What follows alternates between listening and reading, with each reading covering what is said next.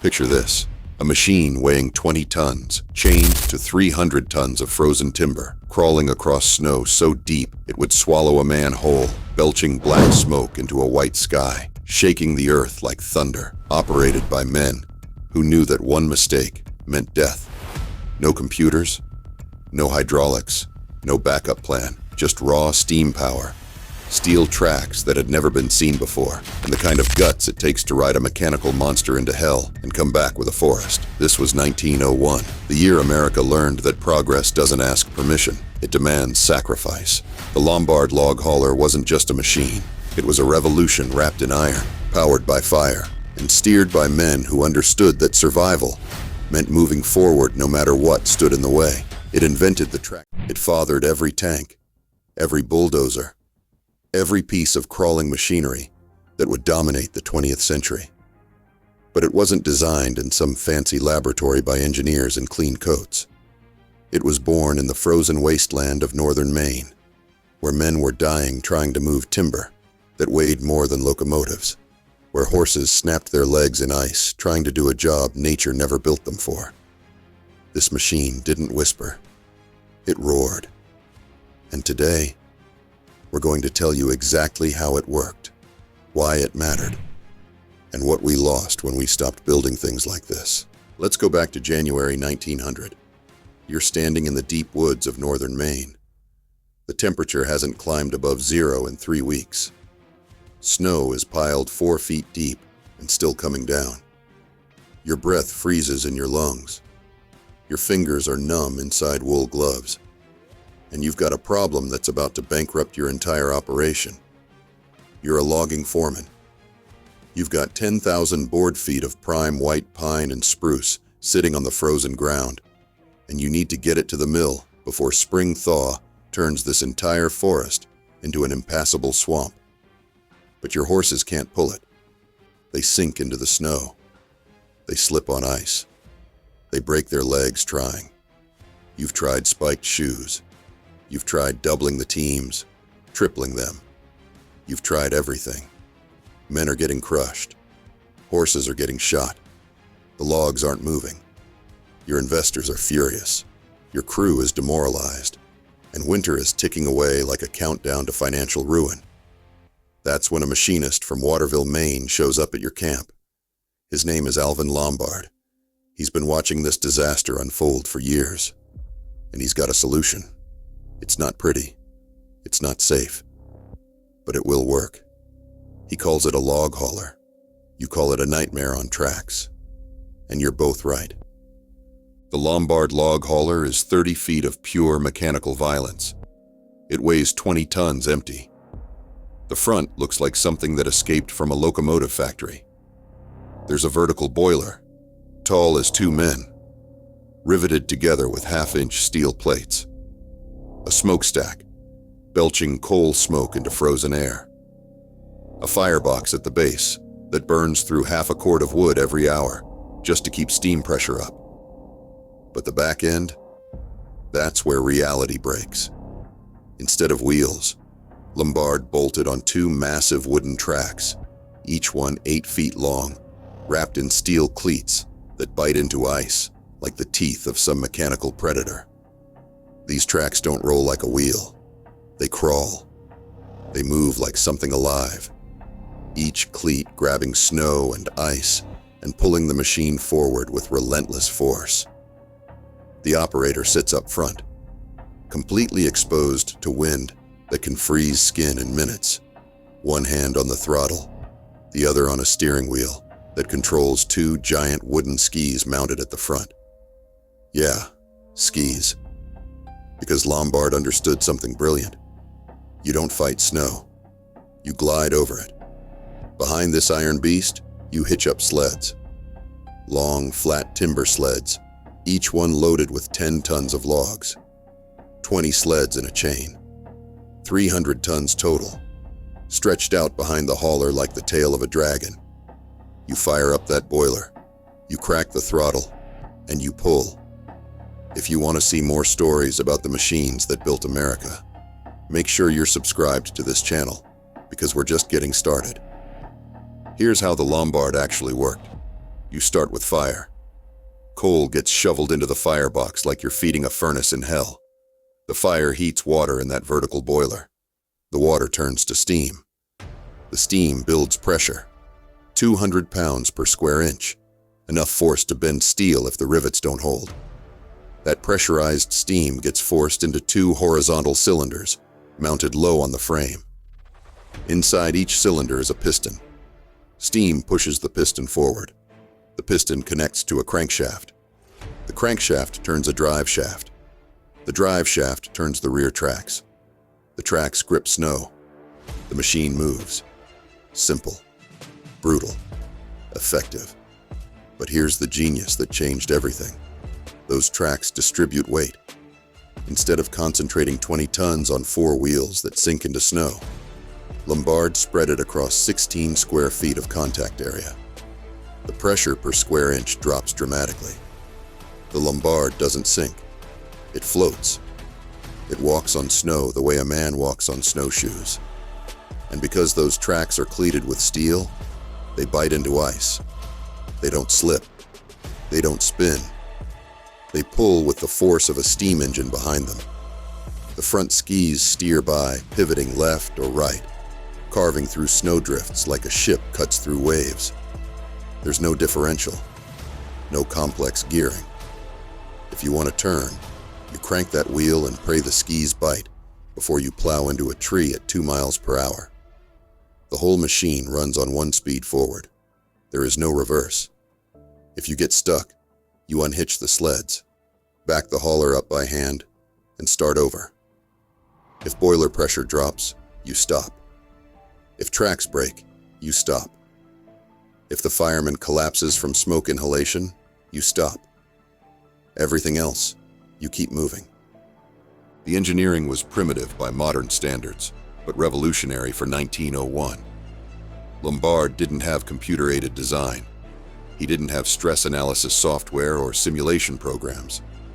He had a drafting table, a pencil, and 30 years of experience building steam engines for sawmills. He understood physics in his bones. He understood that wood flexes where steel shatters. He understood that tracks needed to be replaceable because they'd wear out fast. He understood that steam pressure was the heartbeat of the machine, and everything else was just plumbing and prayer. The boiler itself was a masterpiece of riveted construction. Vertical design with the firebox at the base and a steam dome at the top. Water level had to be maintained constantly. Too low and the boiler overheats, cracks, and you're walking home. Too high and you get water in the cylinders, which can blow the heads clean off and kill everyone nearby. There was a sight glass on the side, so the fireman could watch water level. A pressure gauge, so the operator could monitor PSI. And a relief valve that would scream like a banshee if pressure climbed too high. That scream saved lives. When you heard it, you had maybe 30 seconds to crack the valve or dump the fire before the whole thing went critical and exploded like a bomb. Let's talk about where this beast operated. Northern Maine, northern Michigan, the wilderness of Quebec, northern Minnesota, the deep woods of New Hampshire. These weren't forests. These were frozen oceans of timber. White pine 200 years old. Spruce, thick as a man's chest. Fir so dense you couldn't see 10 feet in any direction. The logging camps were 30 miles from the nearest town, 40 miles from the nearest railroad, 50 miles from anything resembling civilization. Men lived in bunkhouses with no heat, except a single wood stove that barely kept the place above freezing. They woke at 4 in the morning, when it was still pitch dark. Worked until sunset. Ate beans and salt pork. Drank coffee strong enough to strip paint off machinery. They slept in their clothes because taking them off meant freezing to death in the night. Every day they went into the woods to cut trees that weighed 5 tons apiece. The logs got skidded to a central yard using horses. The horses wore spiked shoes and pulled logs on wooden sleds. It was slow. It was brutal. It killed horses by the dozen. A good workhorse cost $100. A dead workhorse cost nothing and fed the camp for a week. That was the calculation. Cold, practical, brutal. Once logs reached the yard, they got loaded onto the big sleds. These weren't your grandfather's sleigh. These were industrial monsters, 30 feet long, steel runners, oak planks 2 inches thick, built to carry 10 tons of timber over ice roads that were groomed every single night by teams of men with scrapers and water tanks. The ice roads were engineering marvels themselves. Crews would pack down snow with horse-drawn rollers, flood it with water from tank sleds, and let it freeze into a glassy surface overnight. The water came from holes chopped through frozen lakes. The men who chopped those holes worked in darkness, swinging axes in temperatures that froze sweat to their backs before it could drip. If the road was smooth, the Lombard could pull 300 tons without breaking a sweat. If the road was rough, sleds would shatter, and the entire operation ground to a halt. Everything depended on cold. If temperature rose above freezing, roads melted. Sleds bogged down. The Lombard couldn't pull. The entire logging season hinged on winter holding long enough to get timber out. And winter didn't care about deadlines. Some years the thaw came early, March instead of April. When that happened, you lost everything. Logs that couldn't be hauled stayed in the forest. They rotted. Thousands of dollars worth of timber abandoned because ice melted 2 weeks too soon. Now let's talk about danger. Real danger. The kind that killed men. The boiler was problem number one. 200 psi of superheated steam contained in a riveted steel tank. If a seam split, the boiler exploded. When a steam boiler explodes, it doesn't just pop.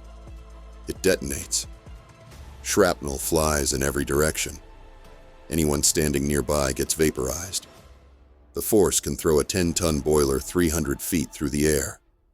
It can level a building, kill everyone within a 100-yard radius. Boiler explosions were common enough that every logging camp had a protocol. If you hear that relief valve screaming, run. Don't look back.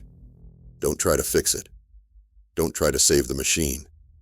Just get clear and hope you're far enough away when it goes. There are records of Lombard haulers exploding. Operators killed instantly. Firemen found 200 yards away, burned beyond recognition.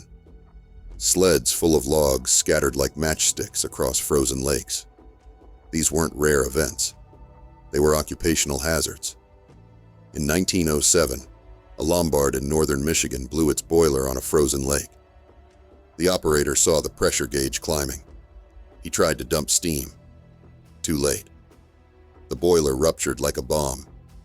The operator was killed instantly. The fireman got thrown 50 feet and broke his back. He lived, but never walked again. The machine was a total loss. Pieces scattered across 2 acres of ice. The company replaced it within a month. They had to. The logs needed to move. And if you're enjoying this deep dive into the machines that built America, do me a favor right now. Hit that like button and subscribe to the channel. We've got dozens more stories like this coming, and I don't want you to miss a single one. Now let's keep going. The tracks were problem number 2. Open, exposed, moving with the force of 20 tons behind them. If your foot slipped off the operator platform and landed between the track and the frame, it got crushed. The tracks moved slow, maybe 2 miles an hour, but they moved with unstoppable momentum. They didn't hesitate. They crushed bone like chalk. Men lost feet, lost legs, bled out in snow waiting for help that wouldn't arrive for hours. If you fell off the machine while it was moving, the sleds behind you ran you over. 300 tons doesn't stop for a man. The operator would hear the scream, slam the throttle shut, crack the steam release, and pray he could stop before the entire load rolled over the body. Sometimes he could. Sometimes he couldn't. The firebox was problem number 3. You had to keep feeding it. If the fire went out, steam pressure dropped. If steam pressure dropped, the engine stalled. If the engine stalled in the middle of a frozen lake or a narrow mountain pass, you were stuck. Getting unstuck meant manually shoveling coal, manually relighting the fire, manually building pressure again, all while temperature sat at 20 below and wind tried to kill you. The fireman stood on a platform at the back of the boiler, exposed to elements, shoveling coal non-stop for 12-hour shifts. His hands blistered. His back screamed. His lungs filled with coal dust and smoke. He couldn't stop because if he stopped, the machine died. And if the machine died in the wrong place, everyone died. Steering was problem number 4. Those front skis were controlled by a wheel, but there was no power steering. You were fighting the friction of 2 giant wooden skis carving through packed snow. Each ski was 10 feet long, 18 inches wide, shod with steel runners. When you turned the wheel, you were physically pivoting those skis against tons of resistance. If you hit a drift wrong, skis could snap. They did. Oak skis 2 inches thick, snapping like twigs when they hit a buried stump or frozen rock. If skis snapped, you lost all steering. A 30-foot steam engine with no steering is a missile. The operator would dump steam, pray momentum stopped, and hope he didn't careen into a tree or off a cliff. If he was lucky, he'd come to rest in a snowbank. If he wasn't, they'd find the wreckage in spring. Then there was the cold itself. Frostbite was assumed. You wrapped your hands in wool and hoped. You covered your face with a scarf and breathed through fabric, because breathing straight air at 20 below could freeze your lungs.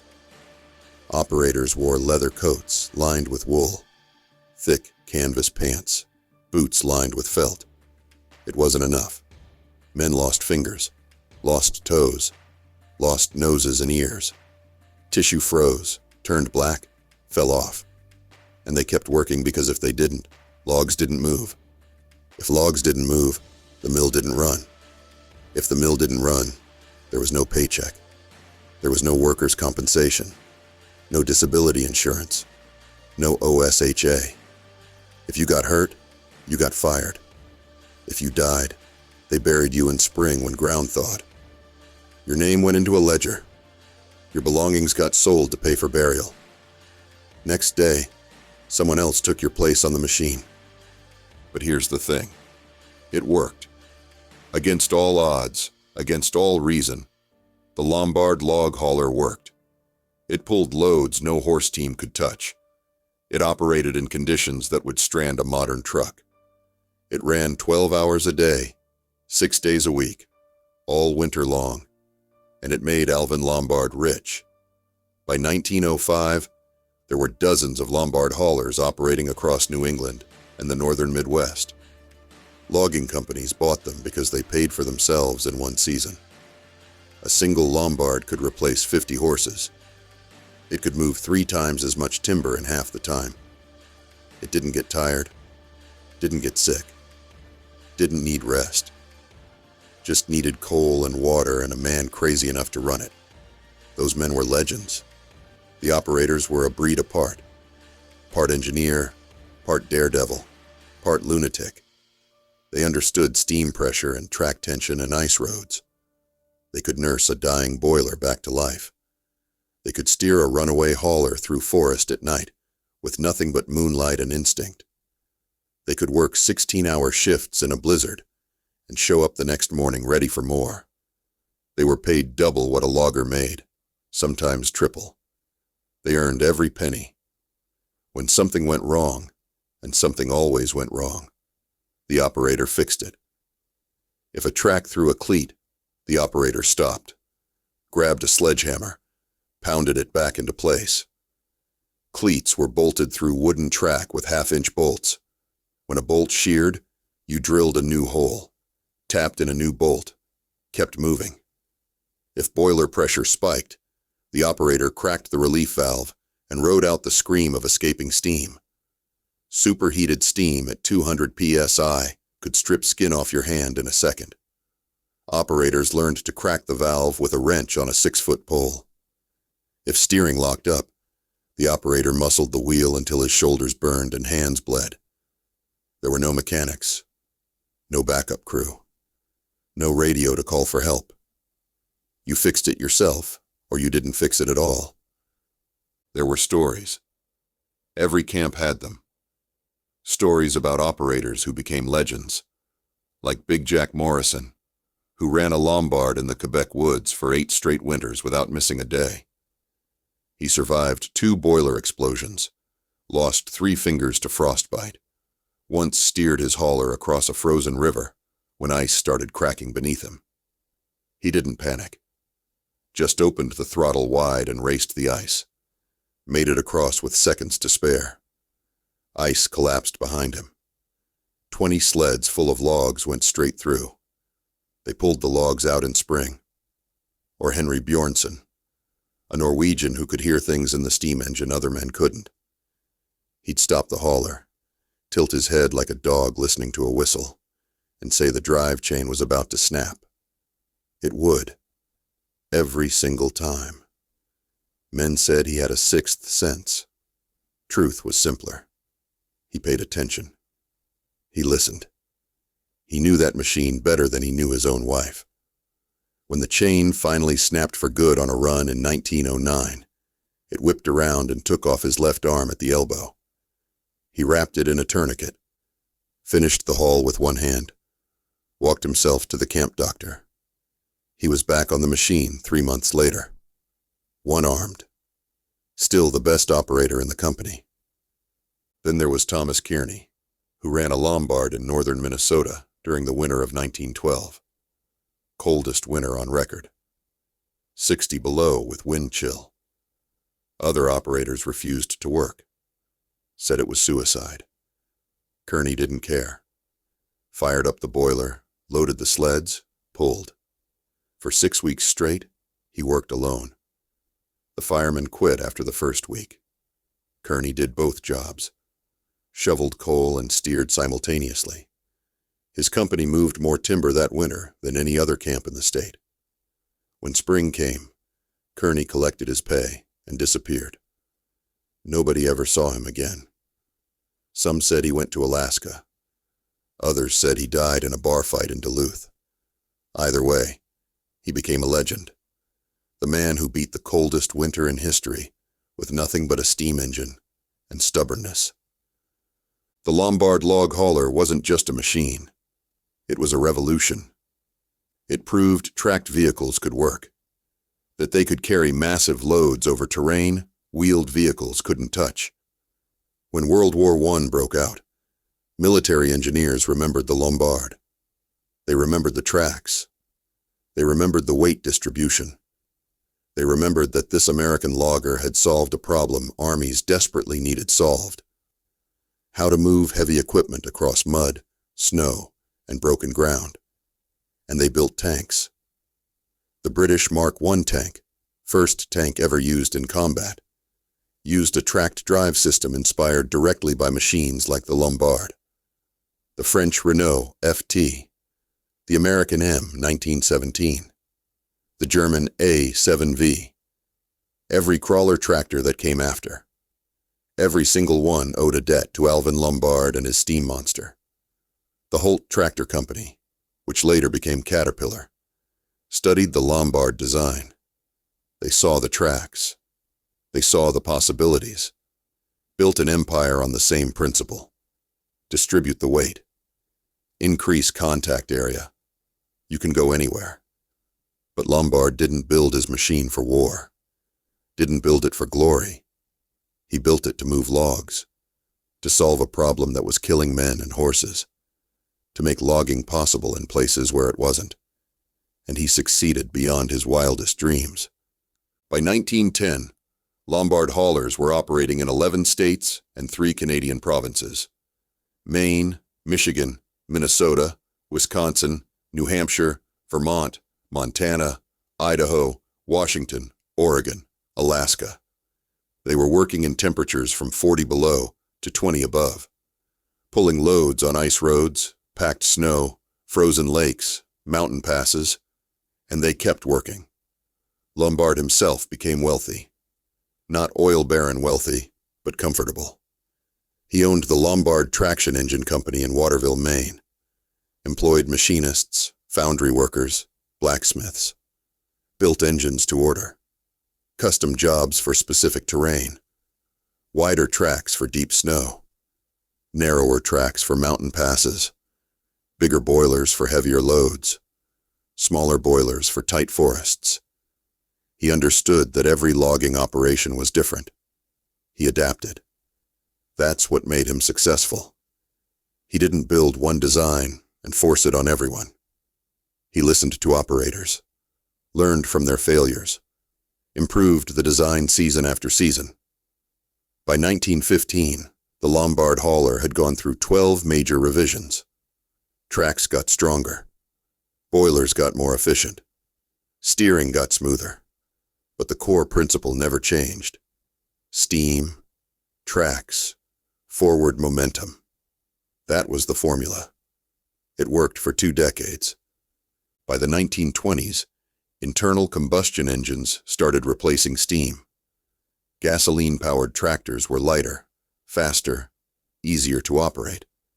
Didn't need a fireman, didn't need coal, didn't need water.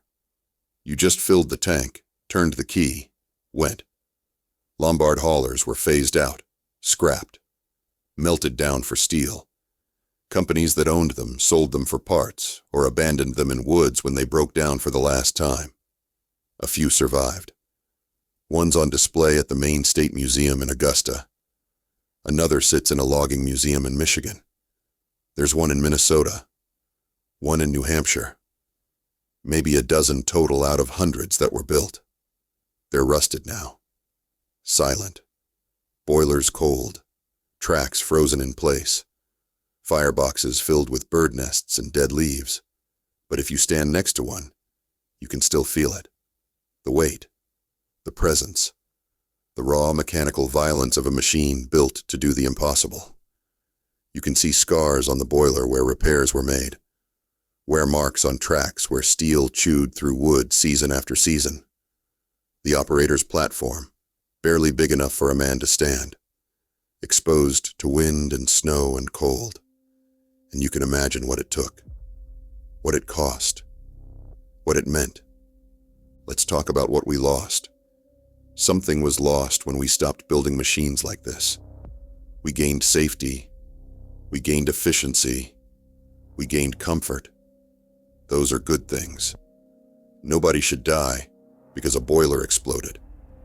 Nobody should lose a hand because a track threw a cleat. Nobody should freeze to death on an operator platform because there was no other way to move timber. But we also lost something. We lost simplicity. The Lombard log hauler could be repaired with a hammer and a wrench. The entire machine could be disassembled with basic hand tools. If a part broke, you could fabricate a replacement in a blacksmith shop. Tracks were wood and steel. Boiler was riveted iron. Cylinders were cast bronze. Everything was visible. Everything was accessible. Everything made sense. Modern machines require computers, diagnostic software, proprietary parts, electronic control modules, CAN bus systems. If a sensor fails, the whole machine shuts down. If software glitches, you're dead in the water. If the dealer doesn't have the part, you wait. The Lombard didn't have sensors. It had men. Men who understood the machine. Who felt steam pressure through vibration in the frame. Who heard tracks slipping by the change in pitch of the engine. Who knew just by sound whether a bearing was about to fail or a valve was sticking. That knowledge is gone. We've outsourced it to computers. Maybe that's progress, but it's also a loss. When the computer fails, we're helpless. When software crashes, we're stuck. We don't understand our own machines anymore. We can't fix them. We can only replace parts until something works. We lost grit. Men who ran the Lombard weren't coddled, weren't protected. They were thrown into the fire and told to figure it out. And they did. They learned to operate a steam engine in sub-zero temperatures with no manual, no training, no backup. They learned by doing, by failing, by watching other men and asking questions and making mistakes that sometimes cost them their lives. They learned because the alternative was failure, and failure wasn't an option. Today we have training programs, certifications, safety protocols, OSHA regulations, mandatory rest periods, climate-controlled cabs, backup alarms, emergency shutoffs. That's good, that's progress. But it's also softer. We've removed the edge, the danger, the stakes. We've made it so you can operate heavy equipment without ever really being at risk. Maybe that's made us weaker. Maybe we've lost the ability to function under pressure, to make life or death decisions in real time, to push through exhaustion and cold and fear because the job needs doing. We lost connection. The Lombard was operated by a man, a human being with hands on controls and eyes on the horizon. He felt every bump, every slip, every surge of steam. He was part of the machine. When tracks bit into ice, he felt it through the steering wheel. When boiler pressure dropped, he heard it in the engine's rhythm. When the fireman fell behind on coal, he sensed it in the loss of power. He was connected, intimately, physically. Today, machines are autonomous, self-driving, remote-controlled. The operator is a supervisor, a babysitter. He watches screens, presses buttons, monitors readouts. He's disconnected, separated from the machine by layers of electronics and software. Maybe that's safer, maybe that's smarter, but it's also lonelier. When you're not connected to the machine, you're not really operating it. You're just managing it. And that's not the same thing. We lost understanding of physics. Real, tangible physics. Men who ran the Lombard understood force and mass and momentum in their bones. Didn't learn it from a textbook. Learned it by feeling 20 tons of steel fighting against packed snow. Learned it when tracks lost grip on ice and the whole machine started sliding sideways. Learned it when a sled hit a bump and the chain went slack, then snapped tight with enough force to jerk the hauler backwards. They understood leverage, understood friction, understood that every action has a consequence. And in the frozen north, that consequence could kill you. Modern operators don't need to understand physics. The computer handles it. Traction control adjusts automatically. Stability system prevents rollovers. The operator just sits and steers and trusts the electronics. When electronics fail, they have no backup, no intuition, no feel for what the machine is doing. They're passengers in their own equipment. The Lombard log hauler represents a time when men built things with their hands, when progress was measured in steel and steam and sweat, when machines were dangerous, yes, but also magnificent. They were tools of raw power, wielded by men who understood risk and embraced it.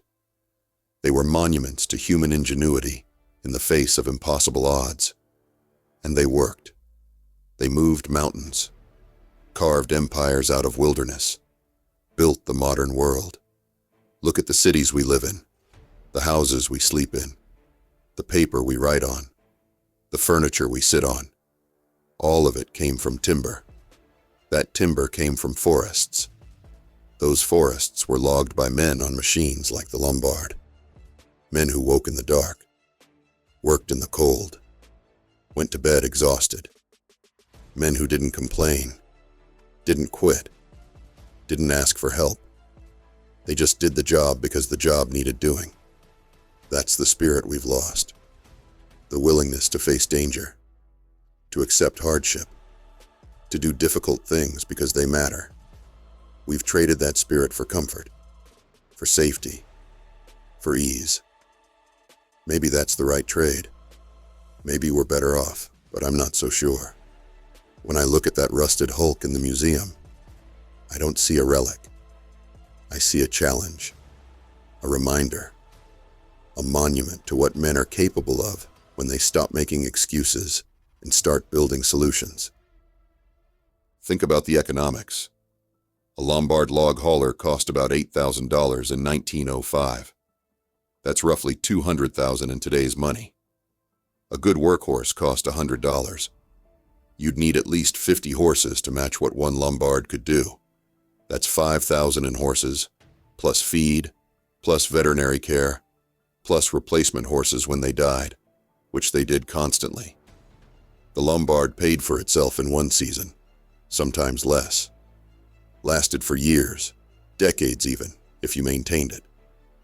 Logging companies understood the math. They understood steam was the future. Tracks were the answer. They bought Lombards by the dozen. Alvin Lombard sold over 200 haulers between 1901 and 1917. That made him a millionaire, in an era when $1 million actually meant something. But he didn't stop innovating, kept improving, kept listening to feedback from the field, kept making the machine better. That's what separated him from tinkerers and dreamers. He didn't just invent something and walk away. He perfected it, supported it, stood behind it. When a hauler broke down in the middle of nowhere, Lombard sent parts, sent mechanics, sometimes went himself. He understood his reputation was built on reliability, on results, and he delivered. The Lombard log hauler is more than a machine. It's a bridge between the age of muscle and the age of engines, between the frontier and civilization, between the impossible and the inevitable. It's a 30-foot steam monster that walked on snow and pulled 300 tons of timber through frozen hell. And it did it without computers, without GPS, without safety rails or backup systems or insurance policies. It did it with fire and steam and iron and the unbreakable will of men who refused to quit. Men who looked at a forest in winter and saw opportunity. Men who looked at a problem and built a solution. Men who understood that progress requires sacrifice. That civilization is built on the backs of those willing to risk everything. When you walk through a museum today and see one of these machines sitting silent behind velvet ropes, remember what it represents. It's not just a piece of industrial archaeology. It's a testament to human determination, to the idea that impossible is just a word, that challenges exist to be overcome, that winter and wilderness and physics itself will bow to men with enough courage and enough steel. The Lombard didn't conquer nature through brute force alone. It conquered nature through intelligence, through understanding, through the marriage of engineering principles and practical necessity. Alvin Lombard looked at the problem of winter logging and saw not an obstacle, but a physics equation. Snow has properties. Ice has characteristics. Weight can be distributed. Friction can be manipulated. He didn't fight the snow. He worked with it, used it, turned it into an ally instead of an enemy. That's genius. Not the kind taught in universities, but the kind forged in workshops and proven in frozen forests. The operators who ran these machines were cut from the same cloth. They didn't have degrees. They had experience. They had instinct. They had the kind of practical knowledge that comes from living on the edge between success and disaster every single day. They understood their machine not as a collection of parts, but as a living system. They knew when to push it and when to back off, when to risk everything and when to play it safe. That judgment, that feel, that connection between man and machine is what made the Lombard work. The machine was powerful, yes, but it was the man who made it effective. That's what we've lost most of all in our modern age, not the machines themselves. We've got better machines now, faster, stronger, more capable, but we've lost the men, or rather, We've lost the expectation that men should be that capable, that they should understand their tools that deeply, that they should carry that much responsibility. We've distributed intelligence into the machine itself, and in doing so, we've diminished the operator. So here's to Alvin Lombard, a machinist from Waterville, Maine, who looked at an impossible problem and built a solution that changed the world. A man who never went to engineering school, but understood physics better than most professors. A man who built a revolution in a workshop with hand tools and determination. Here's to the operators, the men who climbed onto that platform every morning, knowing they might not come home. The men who steered 30-foot steam engines through blizzards with nothing but instinct and courage. The men who kept the machines running when every rational voice said stop. Here's to the firemen, the men who shoveled coal until their hands bled and their backs broke. The men who breathed smoke and coal dust for 12-hour shifts. The men who kept the fire burning no matter what. Here's to the loggers who loaded the sleds and groomed the ice roads and kept the whole operation running. The men who cut the trees and skidded the logs and built the infrastructure that made it all possible. Here's to the horses who died trying, the animals who gave everything they had and paid with their lives. They deserve to be remembered too. And here's to the men who didn't come home, the ones caught in the gears, who froze in forests, who were crushed under logs, or buried in avalanches, or lost in blizzards. The ones whose names went into ledgers and were forgotten. The ones who took risks because there was no other choice. They built this country with steel, with steam, with blood. And we owe them more than a rusted monument in a museum. We owe them our respect, our remembrance, and maybe, just maybe, a little bit of that same iron spirit, because the world still has impossible problems, still needs men and women willing to face them, to build solutions, to take risks, to do hard things. The Lombard log hauler is gone. The steam has cooled. The tracks have stopped. The era of iron men and mechanical monsters has passed. But the lesson remains. Progress isn't built by the timid. It's built by the bold. By the ones who look at a frozen forest and see an opportunity. Who look at 300 tons of timber and see a challenge. Who look at a boiler and a pair of tracks and see a revolution. That's the legacy of the steam monster that walked on snow. And that legacy is calling. The question is, are we still brave enough to answer? If you want to keep this history alive and see more stories like this one, hit that subscribe button right now. These machines deserve to be remembered, and the men who ran them deserve our respect. Thanks for